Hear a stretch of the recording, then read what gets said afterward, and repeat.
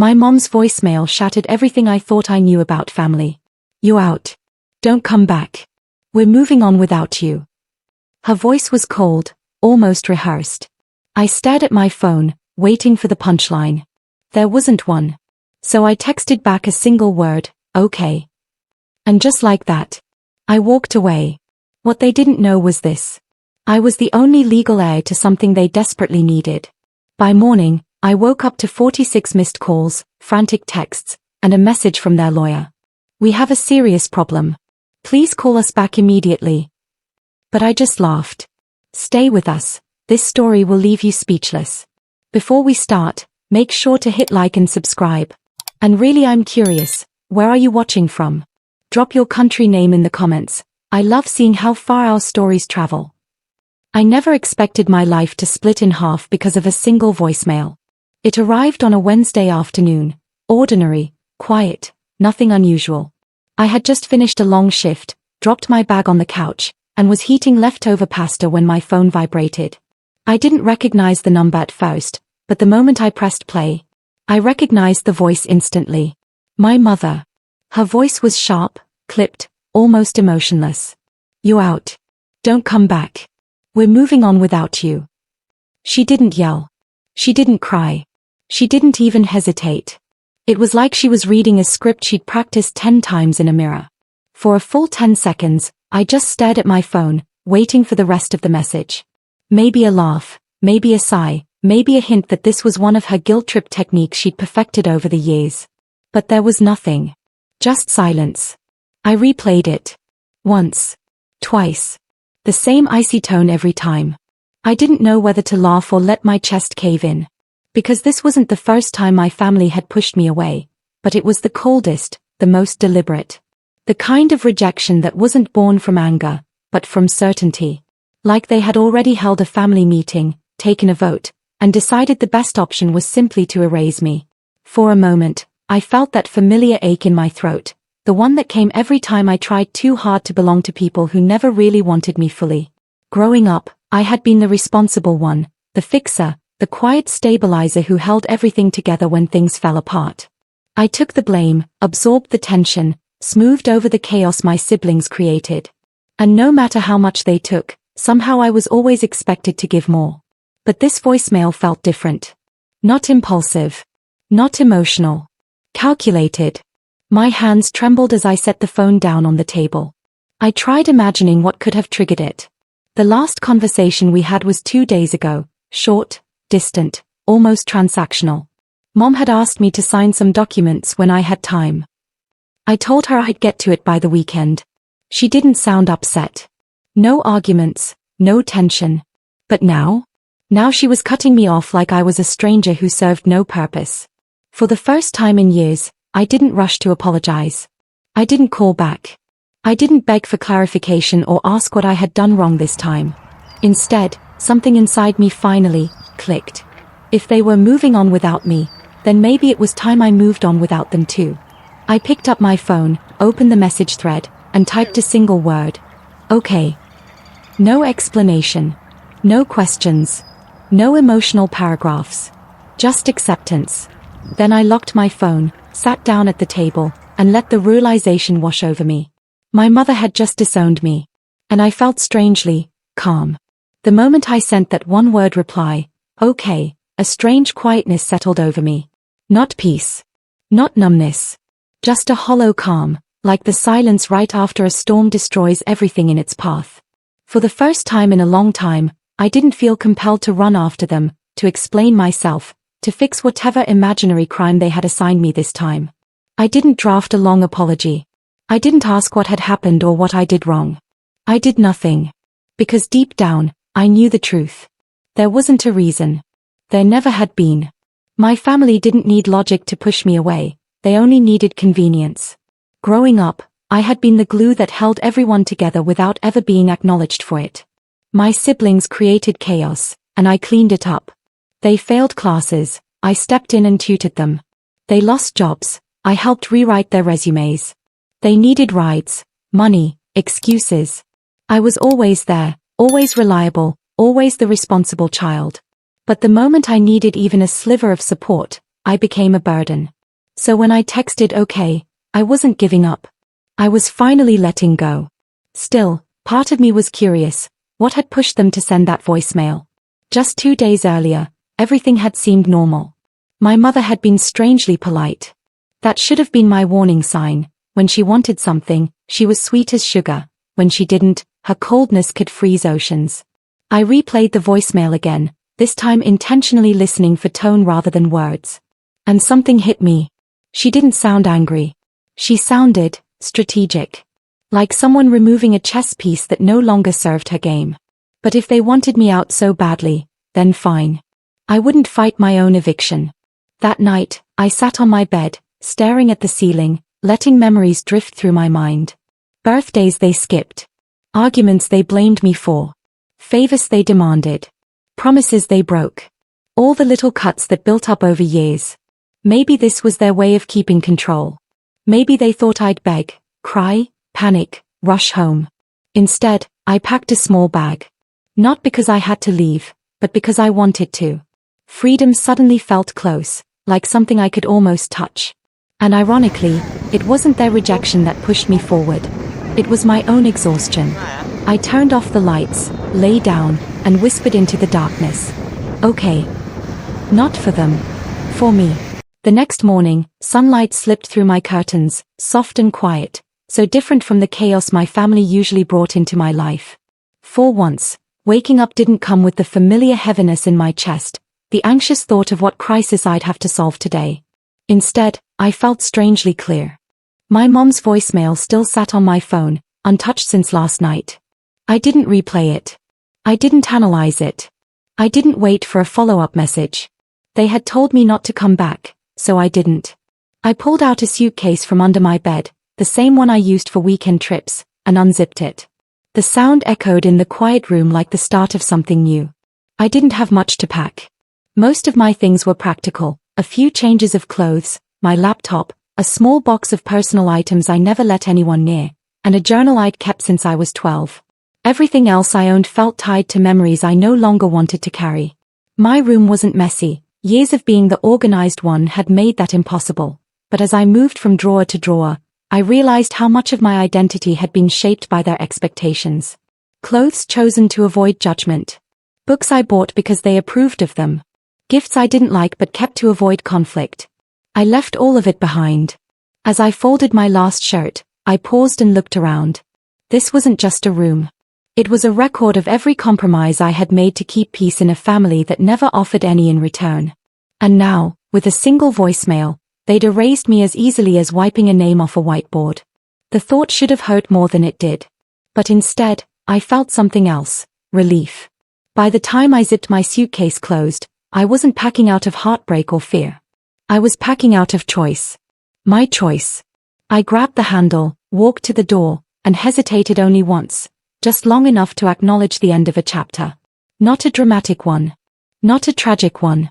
Just, finished. Outside, the morning air was crisp, cool, unbothered. I slid my suitcase into the trunk of my car and took one last look at the house. My childhood home, the place where I learned to shrink myself so others could feel bigger. I wasn't shrinking anymore. I got into my car, turned the key, and drove away, not because they pushed me out, but because I finally realized I deserved a life where I didn't have to earn basic respect. And for the first time, leaving felt like freedom. When I left the house behind, I thought the voicemail had been nothing more than a sudden boast of anger or cruelty, another episode in the long pattern of emotional landmines my family loved to scatter in my path. I assumed they were just being themselves, unpredictable and dramatic.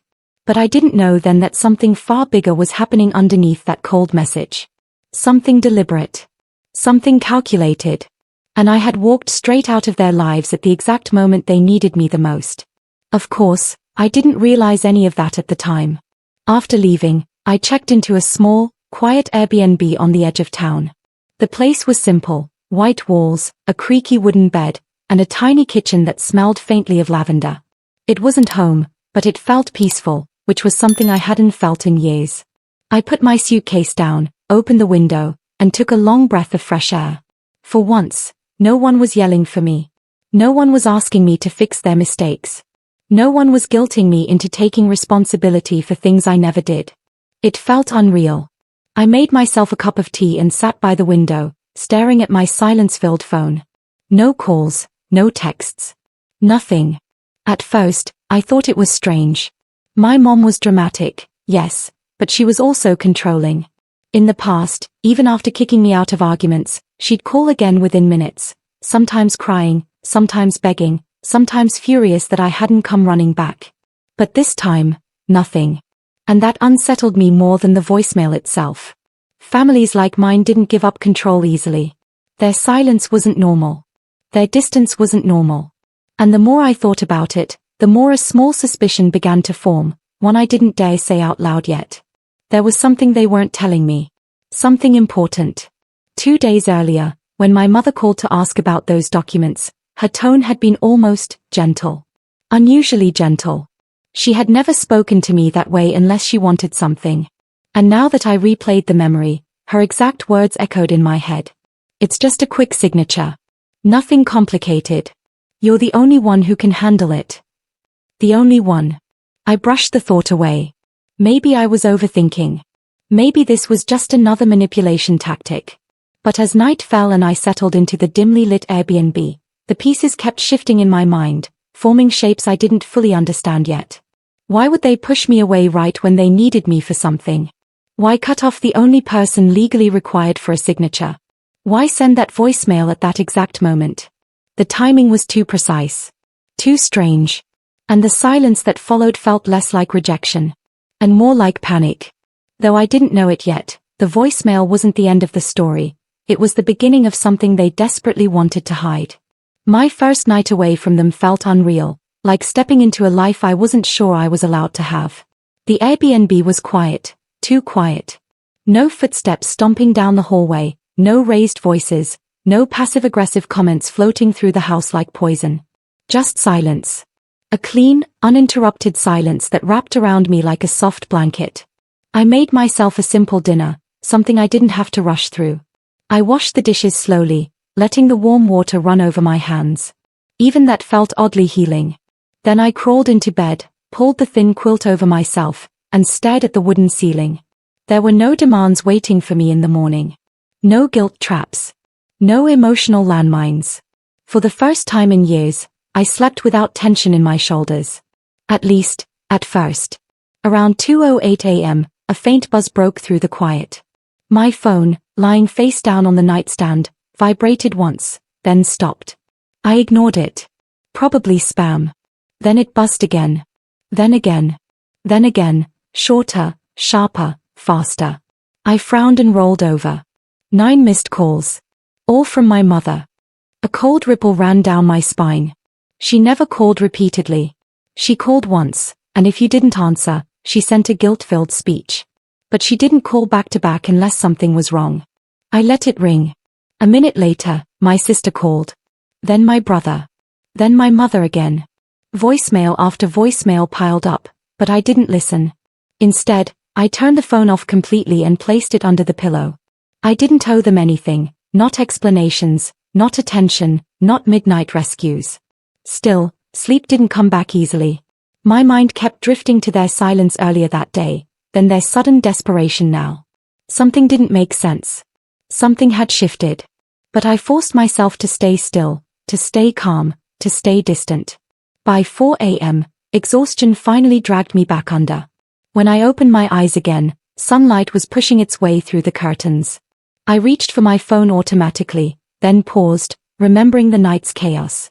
When I finally pulled it from under the pillow and turned it on, the screen lit up instantly, bright, overwhelming. 46 missed calls. 13 voicemails. Dozens of text messages. And not a single one sounded like anger anymore. They were frantic. Panicked. Begging. My mom's most recent text made my stomach tighten. Please answer. It's urgent. We need you. Please don't shut us out. For people who had just told me to never come back. They sure were acting like they couldn't function without me. I set the phone down slowly, heart thudding. Whatever reason they told me to leave. This wasn't about anger. This was about fear.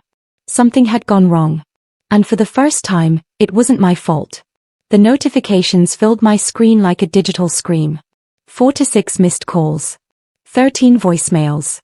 Countless text messages, from the same people who told me, less than 24 hours ago, to never come back. Their desperation sat heavy in the air, thick enough to feel. And yet, instead of rushing to call them back, I just sat there on the edge of the Airbnb bed, staring at the glowing numbers as if they belonged to someone else's life. For once, the chaos wasn't mine to fix. I clicked open the message thread. My mother's first few texts were sharp, demanding, dripping with her usual authority. Answer your phone. Why aren't you picking up? This is serious. But as the night went on, the tone shifted. Around 1:30 a.m., the messages changed from commanding to pleading. Please answer. We really need to talk. It's urgent. You're the only one who can fix this. Please, just call me back. Then my sister. Mom is freaking out. Call her. I know you're mad, but this is different. Please.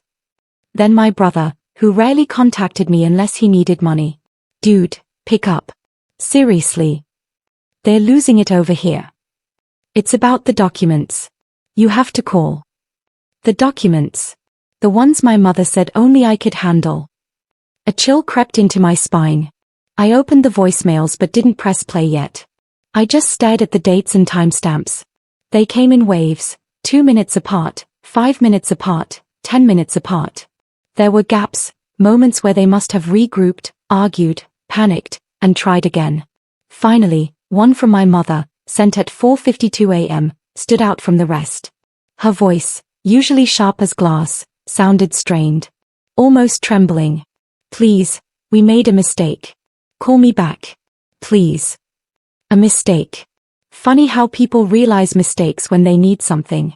Part of me felt a tiny flicker of satisfaction. Not revenge. Just the quiet justice of finally seeing them panic over losing access to me, the one thing they always took for granted. But another part of me felt uneasy. This wasn't normal panic. This wasn't manipulation. This was fear. Real fear. I put my phone down and leaned back against the headboard, letting everything sink in. For so long, I had been their safety net, the invisible support beam holding up their fragile structure. They kicked me out because they thought they didn't need me anymore. But now, something had reminded them they did. The question was, did I care enough to answer? By the time I mustered the courage to check the voicemails, my pulse was already tight and uneven. I expected yelling. Accusations. Manipulation lied under fake concern. But the first message I opened wasn't from my mother, or my siblings, or anyone from the house. It was from their lawyer. A calm, steady voice, Mr. Hargrove, the family attorney for nearly 2 decades. He had always spoken like the world couldn't shake him, like nothing ever surprised him. But this voicemail, this one carried something I had never heard from him before. Urgency. Hello, he began carefully. I've been informed there's been a misunderstanding between you and your family. I need you to return this call as soon as possible. It is extremely important. We have a serious problem. I sat up straighter. Lawyers didn't panic. Lawyers didn't send messages at 4 in the morning. Lawyers definitely didn't say we have a serious problem unless something was truly, deeply wrong. I replayed the voicemail. Then again. And again. His tone wasn't angry. It wasn't disappointed. It was anxious. Another voicemail followed, sent only 9 minutes after the first. Please call me back. Time is sensitive. You are required for a matter involving legal signatures, and without your involvement, proceedings cannot continue. Contact me immediately. There it was again. Signatures. The same thing my mother mentioned days ago. The same thing everyone suddenly cared about in the middle of the night. The same thing I'd been the only one capable of handling. I didn't know whether to laugh or be angry. They told me to leave their lives. But now their entire life seemed to be on pause without me. I opened one of my mother's more recent texts. Tell us where you are. We'll come to you. Please. Then one from my sister. The lawyer said you have to sign. Without it everything falls apart. Sign what? What falls apart? Why didn't anyone explain? I wasn't naive. My family never hid dramatic feelings, but they always hid motives. Their desperation meant one thing. There was something big at stake, something they should have told me days or even weeks ago. Instead, they kicked me out. Another voicemail from Mr. Hargrove chimed in as I scrolled. This cannot wait much longer. Your absence is causing delays that may have irreversible consequences. Call me back. Irreversible consequences. My stomach tightened. Whatever this was, it wasn't petty. It wasn't emotional. It wasn't another family fight. This was legal. This was big. And this was something they couldn't bluff their way through. I stood up and paced the room, the phone warm in my hand. The air felt different, heavier, full of hidden truths pressing against me like closed doors waiting to be opened. My family didn't just want me back. They needed me back. And the fact that they still hadn't told me why, told me everything I needed to know. They weren't protecting me. They were hiding something. Before I called anyone back, before I even considered answering the lawyer, I needed a moment to breathe. To think. To remember who I was before my family molded me into the person they needed, rather than the person I wanted to be. So I sat on the edge of the Airbnb bed, closed my eyes, and let the memories come. They arrived exactly the way they always did, slow at first, then sharp and overwhelming. My childhood was not violent, not chaotic in the obvious sense. But it was built on a quiet, relentless pressure, like walking across ice that cracked invisibly under every step. From the outside, we looked normal enough. My parents worked hard, my siblings were loud but lovable, and I was the responsible one. At least, that's what everyone said. But being responsible in our house didn't mean mature. It meant useful. I was the kid who woke up first to help pack lunches, even though no one asked. I was the one who remembered school deadlines, doctor appointments, and every birthday. I was the one who stayed home from field trips because my sister had a meltdown and my mom needed help calming her down. And if something went wrong, it was always my fault. When my siblings fought, I was blamed for not keeping the peace. When my father came home irritable, I was blamed for not doing enough around the house. When my mother felt overwhelmed, she said things like, "You're supposed to help me, why can't you be better?" So I became better. Or rather, I became quieter, more obedient, more invisible. By the time I was 13, I was the unofficial third parent in the house. I helped my brother with homework while my actual parents slept in on weekends. I cleaned up after my sister's tantrums while my mother sat on the couch, exhausted.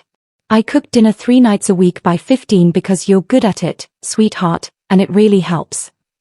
Every sacrifice I made was expected. Every achievement I had was overlooked.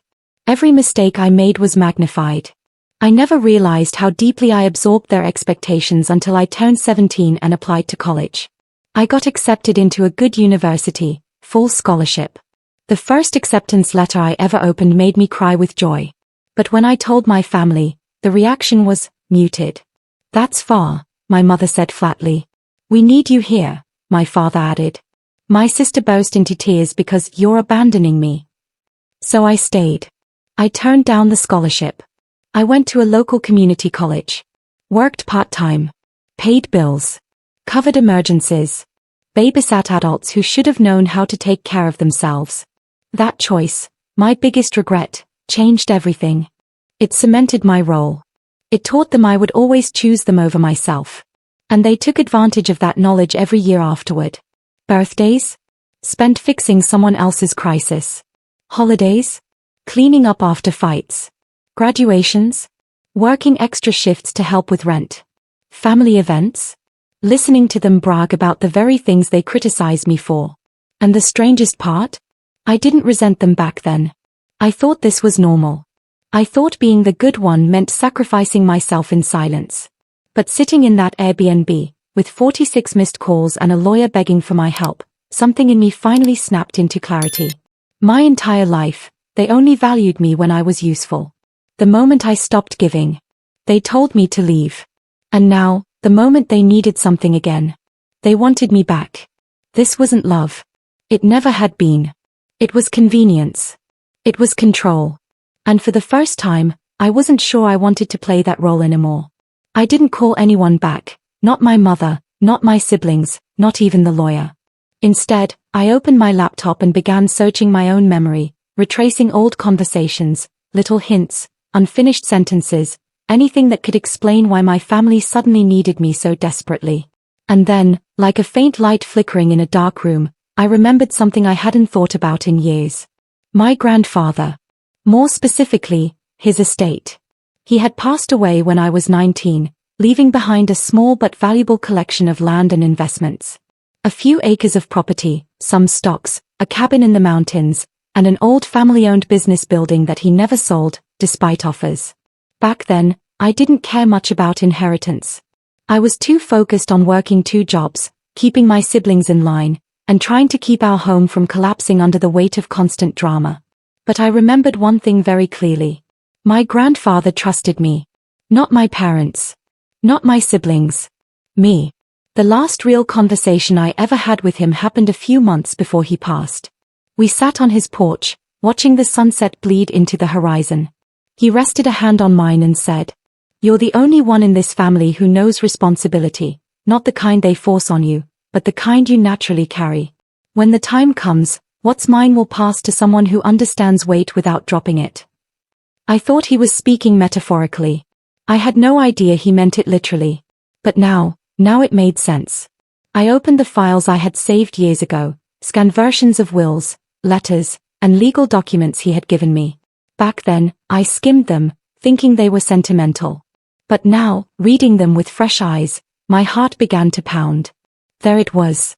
In clear, formal ink. I was the sole beneficiary. Not shared. Not conditional. Not symbolic. Everything, 100%, would transfer to me on my 25th birthday. But there was more. Attached to the will was a legal stipulation. Final transfer of ownership requires the beneficiary's signature and presence. No family member may sign in their place. My hands trembled. The timing was perfect.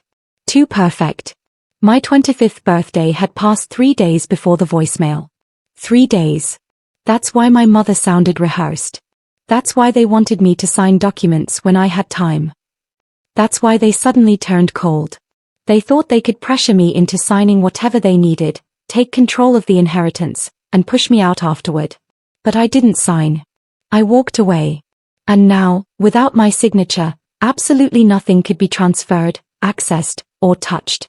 The properties, the accounts, the assets, everything was legally frozen.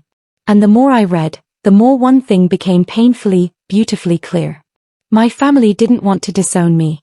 They wanted to control me. They just timed it wrong. I leaned back in the chair, breath unsteady.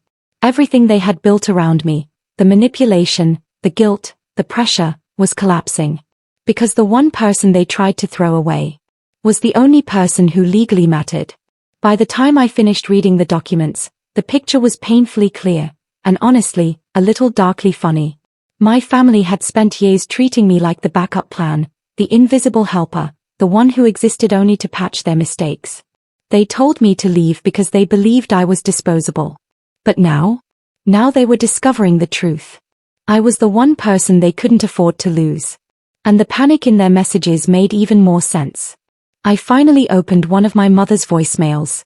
Her voice, usually sharp, commanding, was shaking in a way I'd never heard before. "Honey, listen, we need to talk. I didn't mean what I said yesterday. Things were tense, and I overreacted. Please call me back. We really need you." Overreacted.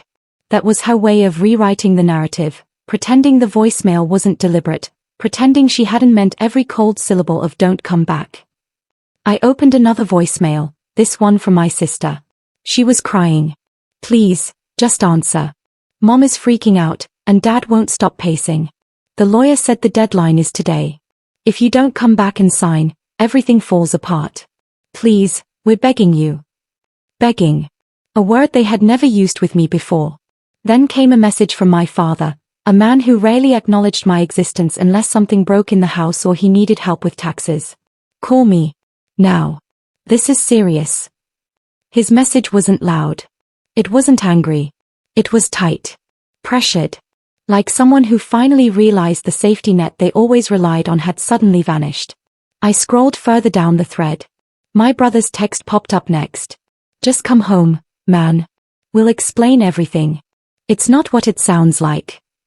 It was exactly what it sounded like. They needed me. Not because they loved me. Not because they missed me. Not because they suddenly realized my value as a human being. No. They needed me because their future was locked behind my signature, and without me, every plan they'd secretly crafted, every scheme, every expectation, was falling apart in real time. For the first time in my life, they felt powerless. And for the first time in my life, I didn't. I stood from the table and walked to the window. Outside, the morning sun was bright, golden, unbothered by the chaos unfolding in my phone.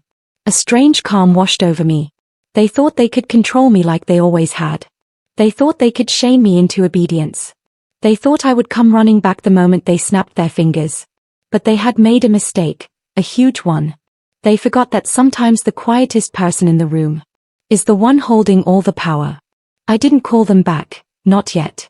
Instead, I sat on the couch in the small Airbnb living room and watched the messages roll in like waves crashing against a shore that no longer belonged to them. Each notification was a different emotion, a different strategy, a different attempt to pull me back into the orbit I had finally escaped. The first wave was panic. My mother's voice messages were shaking now, filled with a desperation that bordered on frantic. "Sweetheart, please answer. We made a mistake. I shouldn't have said those things. You know how stressed we were. It wasn't personal, I promise." Not personal. She told me to never come back, but apparently that wasn't personal. I opened another message. "You're scaring us. Just tell us you okay." There it was, the first attempt to flip the blame. I had barely left for 24 hours, and suddenly I was the problem. Typical. Then came the second wave, crying. My sister sent a video message. Her face was blotchy, eyes red and swollen. "Please," she sobbed, "just come home. Mom is losing it. Dad won't stop yelling. The lawyer said everything depends on you. Why are you doing this? Why was I doing this?" The irony nearly made me laugh. My brother followed with a voice message that started with a shaky inhale. "Listen, man. I know things got messed up yesterday. But we didn't mean for it to go that far. It was heat of the moment. Please don't punish us over a misunderstanding." A misunderstanding. They kicked me out, erased me from the family, and sent me a voicemail telling me they were moving on without me. But now that they needed something, suddenly it was all a misunderstanding. Then came the third wave, manipulation. My father, the man who never apologized for anything, sent a single message. "You're making things harder for everyone. We need you to cooperate. Not we're sorry. Not we were wrong. Just cooperate." As if I were an employee who wasn't following procedure. Then my mother again. "You're being dramatic. You're overreacting. Just come back and sign the papers, and we'll talk through the rest." So there it was, the truth beneath all the layers of pleading. It was never about me. It was never about love. It was never about family. It was about the papers. A signature. My signature. The only thing that mattered to them.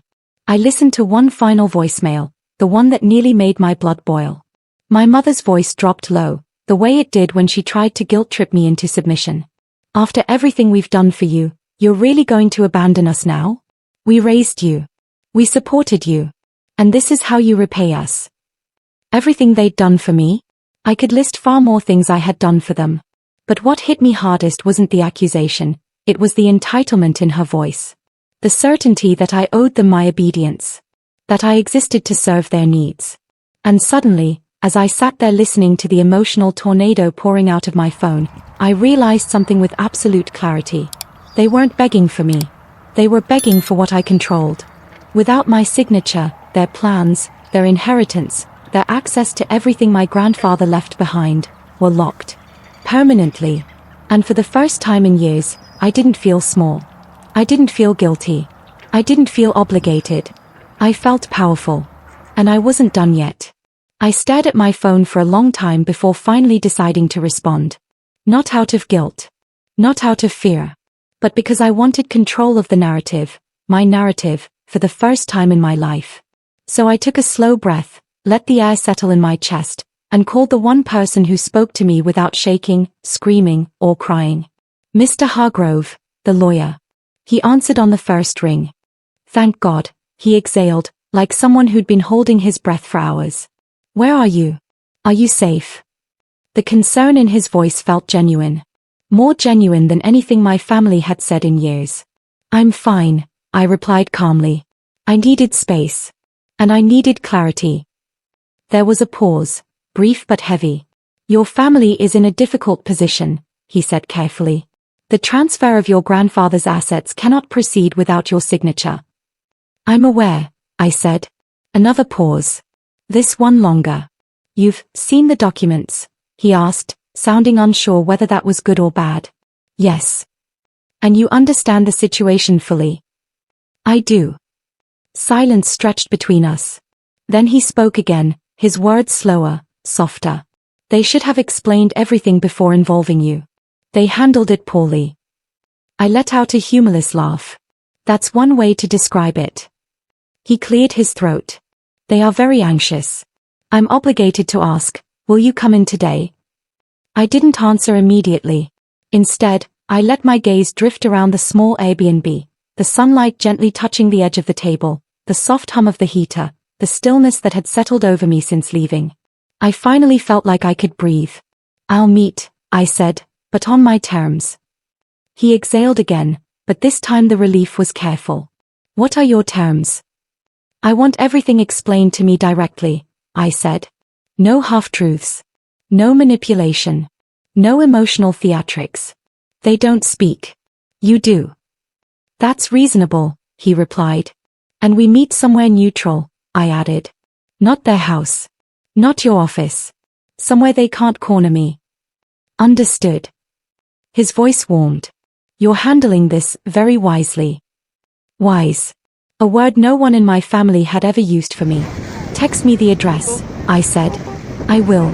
And, thank you for returning my call. We ended the conversation politely. Two adults, speaking with respect, something I had never experienced growing up. Then I finally texted my family. Not paragraphs. Not apologies. Not explanations. Just 4 words. Meeting arranged. Be ready. No emotion. No vulnerability. Just calm control.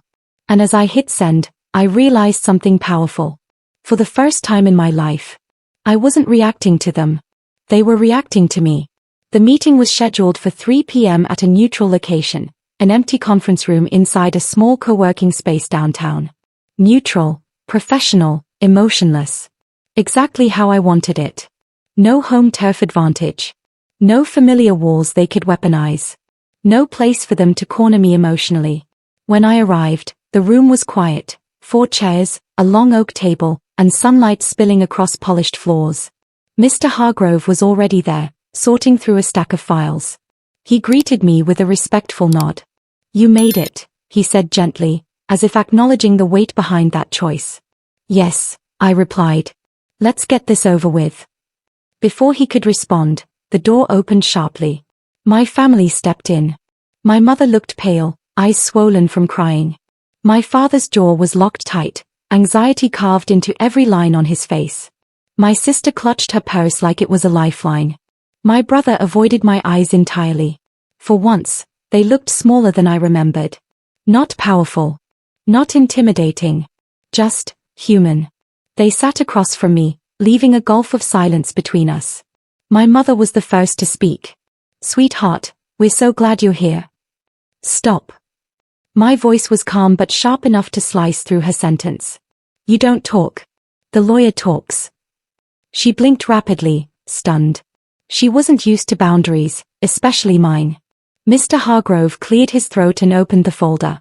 As I explained on the phone, he began, professional and composed. Your grandfather's estate transfer cannot be completed without your signature. You are the sole beneficiary. My sister flinched. My brother inhaled sharply. My mother's lips trembled. My father spoke next, his voice low. We should have told you sooner. You should have told me years ago. I corrected, not unkindly, but firmly. Mr. Hargrove continued. Your family has been preparing to sell several properties tied to the inheritance. They made commitments based on the assumption you would cooperate. I arched an eyebrow. Assumptions. Interesting. My mother leaned forward, clasping her hands together. We panicked when you left. We needed to talk to you urgently, but your phone was off. You told me not to come back, I reminded her. You erased me before you realized I was holding something you needed. Silence. My sister's voice cracked as she whispered, we didn't mean it. You know how Mom gets when she's stressed. I stared into her pleading eyes. I know exactly how she gets. My father, always the strategist, attempted another approach. Look, we all made mistakes. But this inheritance, it affects the whole family. Can't we be practical? Ah. There it was. The truth wrapped in polished words. Practical. Meaning, do what benefits us, not you. Mr. Hargrove placed a final document on the table. Legally, the decision is entirely yours. No one can pressure you. No one can override you. My family's eyes snapped to me. Fear, hope, desperation, all mixed into one fragile expression. I finally leaned back in my chair, hands relaxed, voice steady. I understand everything now. The inheritance, the timing, the sudden urgency, the begging, all of it. They swallowed hard. For years, I continued softly, I was only valuable when I was useful. So here's what's going to happen. Their breath hitched. This time, I decide the terms. Not you. Their faces fell, slow, heavy, inevitable. For the first time in my life, I watched them realize they had no power over me. For a long moment, the room stayed painfully silent. My family waited, eyes wide, breaths shallow, as if their futures balanced on the edge of my next sentence. In a way, they did. And they knew it. I folded my hands on the table, not rushed, not emotional. Just calm. Collected. In control. I've spent my entire life doing what this family needed, I began. Fixing problems. Covering mistakes. Sacrificing my own plans. Taking the blame. And not once, not one single time, did any of you stop to think about what I needed. My mother opened her mouth, but I lifted a hand. She closed it again. I don't say that out of bitterness, I continued. I say it because for the first time, I see things clearly. My sister sniffled. My brother stared at the table. My father's jaw clenched harder. You kicked me out without hesitation, I said. You erased me with one voicemail. And you expected me to come back the moment you snapped your fingers, as if I didn't have a life, emotions, or boundaries of my own. I let that sink in. Mr. Hargrove watched quietly, his expression unreadable but respectful. Now, I said, you need something from me. Something only I can give. My mother leaned forward, hope flooding her eyes. Yes. We just need your signature. Then we can all move past this hole. No, I said sharply. Stop trying to make this smaller than it is. She flinched.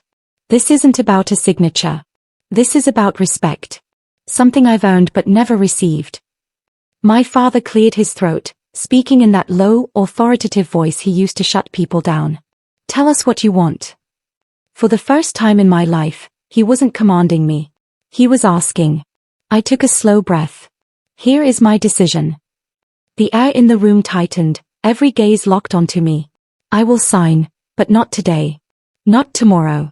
I will sign only after new legal documents are drafted that clearly state the inheritance is mine alone.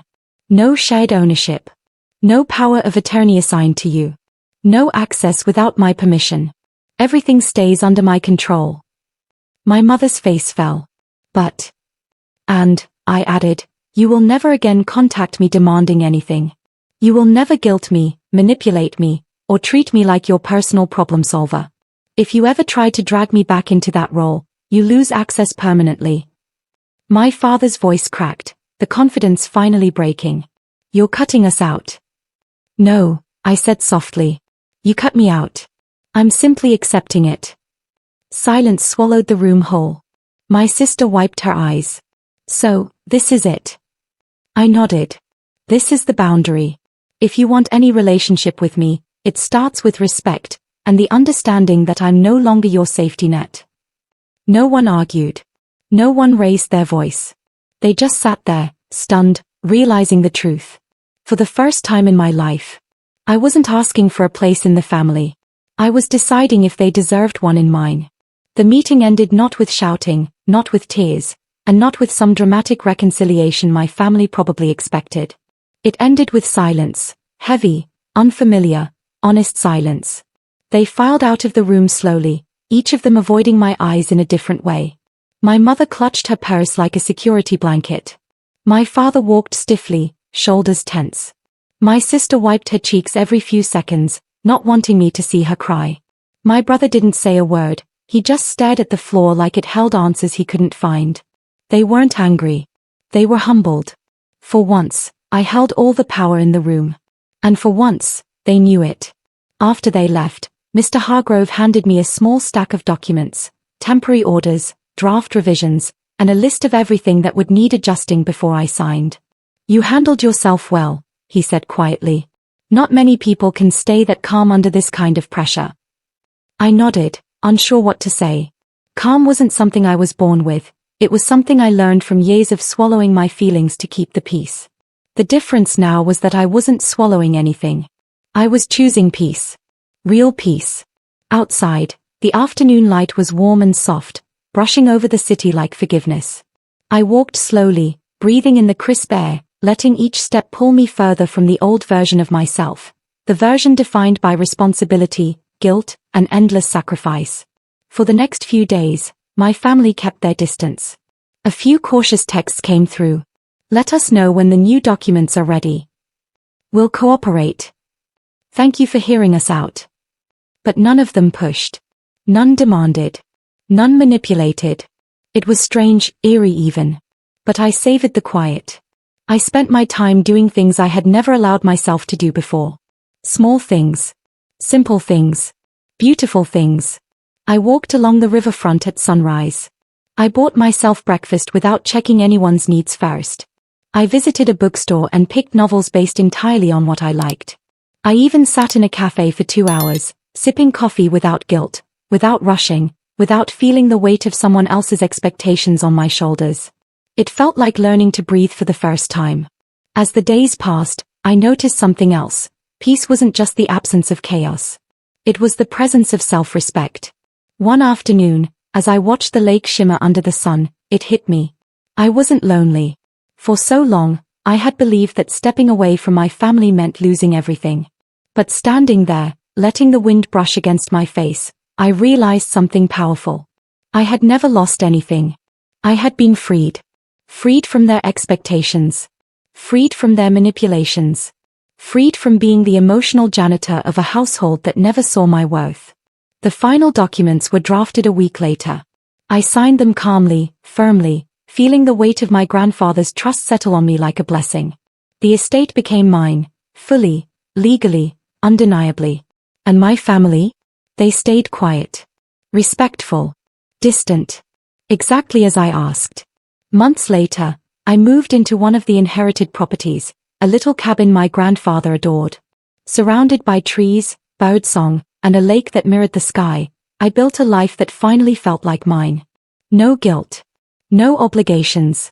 Just truth, space, and peace. And for the first time in my life, I didn't feel like the forgotten one. I felt like someone who finally remembered themselves.